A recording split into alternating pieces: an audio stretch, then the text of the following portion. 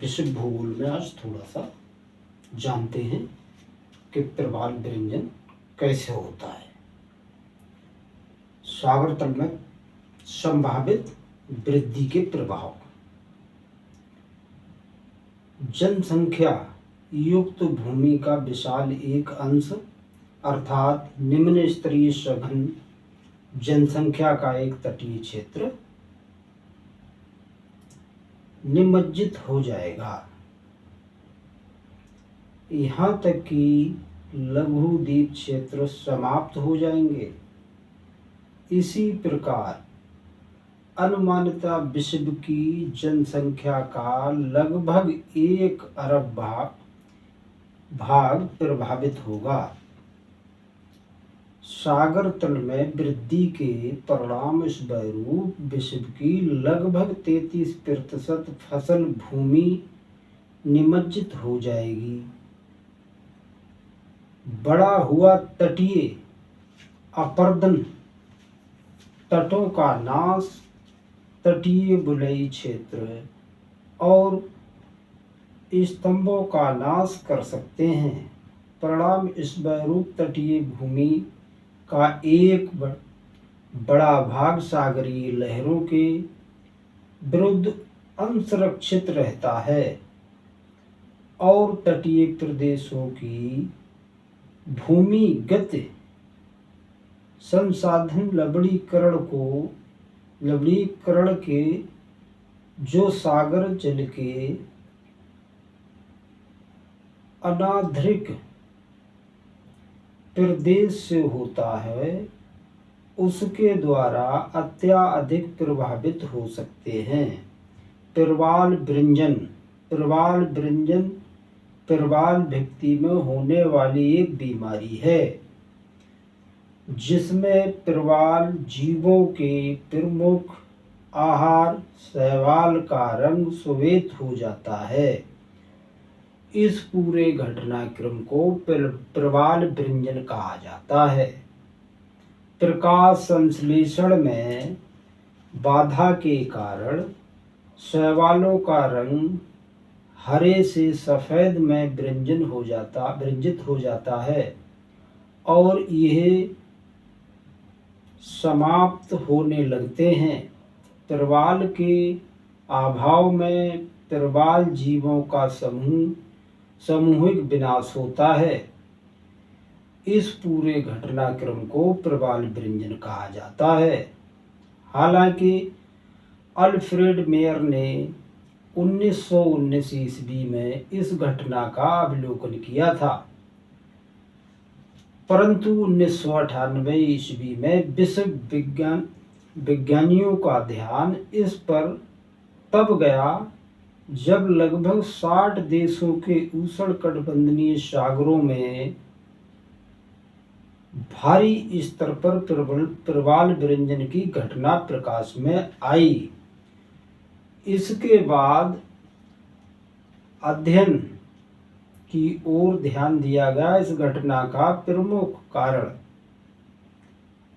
भूमंडलीय तापन को माना गया, क्योंकि सागरों में 1 सेंटीग्रेड अधिक तापमान के बढ़ने से ही शैवालों के रंग सफ़ेद पड़ जाते हैं और परिणाम स्वरूप शैवालों में आहार की कमी होने लगती है। इसके प्रभाव से प्रवाल अपने भूरे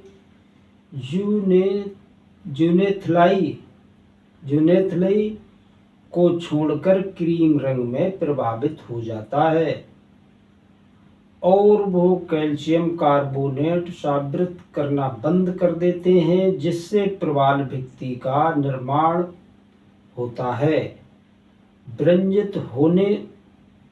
विरंजित होने के कारण प्रवाल का विकास तक रुक जाता है। कोलाई विल्किंसन ने प्रवाल विरंजन के 4 स्तरों का निर्धारणीकरण किया है। नंबर 1, कैटास्ट्रॉफिक विरंजन, जब 70% प्रवाल प्रभावित हो जाते हैं।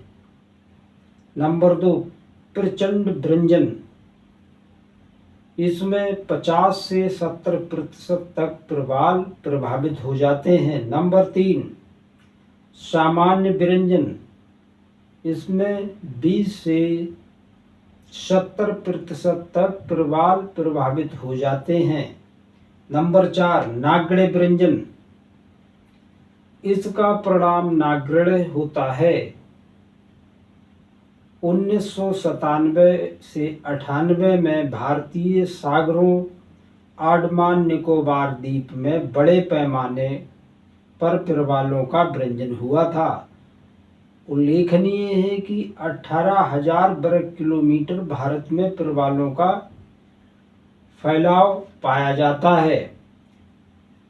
1998 में अंडमान रीफ के चारों ओर प्रवालों का सामूहिक व्यंजन तथा निकोबार द्वीप में 30 से 70 तक प्रवालों में व्यंजन हुआ था। 30% से 70% तक प्रवालों में व्यंजन हुआ था। इसका प्रमुख कारण उस साल सागर के तापमान में 2 सेंटीग्रेड तक की वृद्धि रही। प्रवाल व्यंजन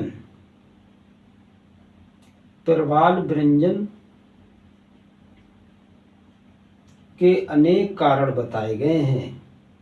नंबर 1, अधिकांश विद्वानों के द्वारा इसका सबसे प्रमुख कारण भूमंडलीय ताप वृद्धि माना गया। नंबर 2,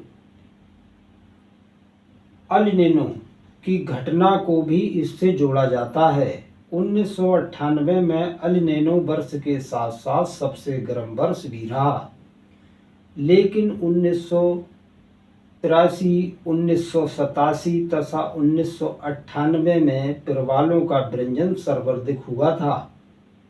इस वर्ष में एल नीनो का प्रभाव रहा। नंबर 3, अन्य कारण समुद्रों में विभिन्न कारकों से उत्पन्न हुआ समुद्री प्रदूषणों से माना जाता है। हालांकि इसका वास्तविक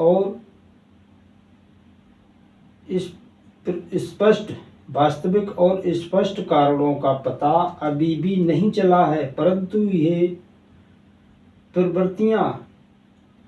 प्रवृत्तियां व्यक्तियों के भविष्य के बारे